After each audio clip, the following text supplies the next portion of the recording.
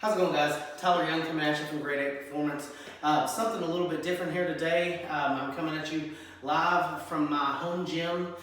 This is an ongoing work in progress, so I thought I would kind of catalog some of the steps that I've taken to prioritize my training. So first and foremost, when you decide you want to start building a garage gym or a home gym, it's important for you to figure out what your goal is. So my work week is like super hectic through the first 3 or 4 days. So there are a lot of times where it's really a struggle to make it into the gym and pull extra time away from my family and work and stuff like that. So I wanted a supplemental place that wasn't necessarily going to take the place of my main gym just to start out with. So you need to be able to ask those questions, because depending on what your answer is, you may go a completely different direction than what I did. So if your primary goal of a garage gym or a home gym is to be your main place to work out, then again, you may want to start on a completely different end of the spectrum. Now, granted, we'll all kind of meet in the middle, but this video is just going to talk about a couple of the steps that I took at the very beginning, so I could have the most functionality that I could. So, without further ado, I'm going to get to the first thing that I recommend as a supplemental home gym. Again, this is, you have weekend access, you have during the week access, but this may cover a day or two a week that you're unable to make it into the gym.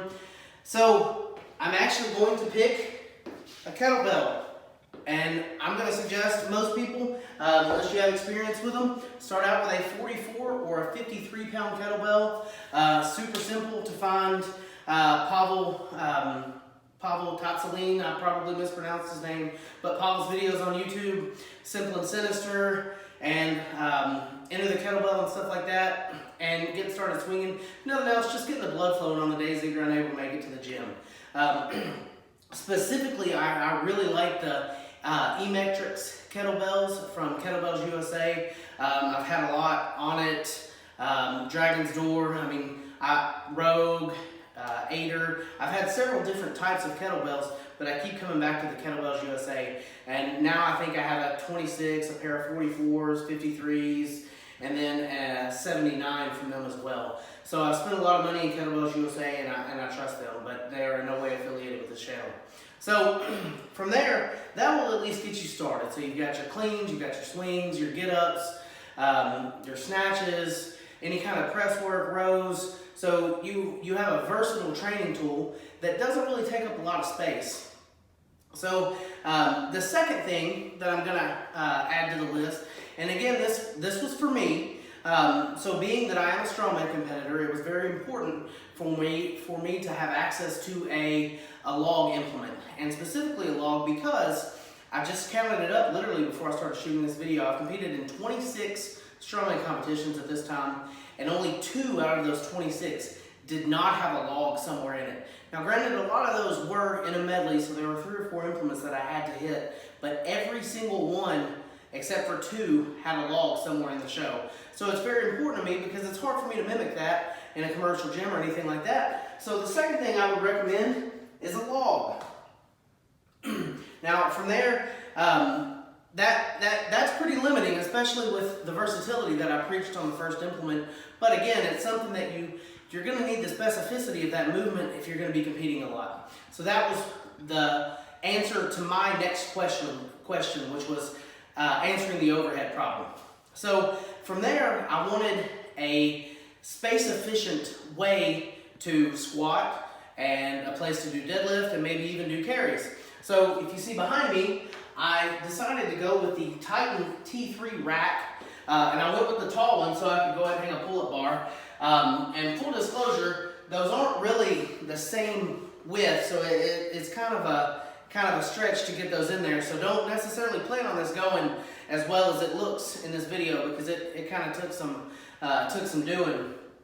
But this is a very stable rack. I front squatted to the mid-4s already in it. I haven't done any back squat in it yet, but it's plenty wide enough. I'm not worried about the J-cups breaking and killing me or whatever.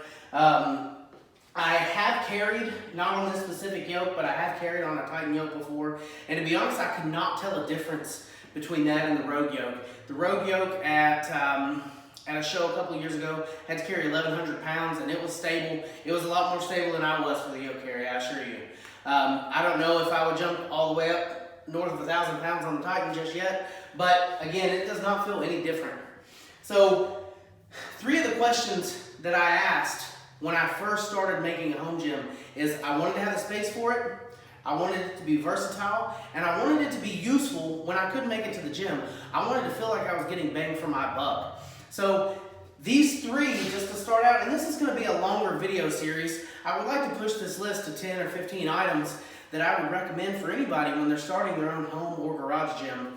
But these were the first 3 priorities that I came up with every time that I sat down to make this list. And that was a means in which to be versatile, so with the kettlebell again. And then this rack, you can press it, you can carry it just like a yoke, you can squat out of it, and it doesn't, I mean, you can see it doesn't have a very big footprint. A mat fits in between it, and then the log, because again, we've used it on so many contests.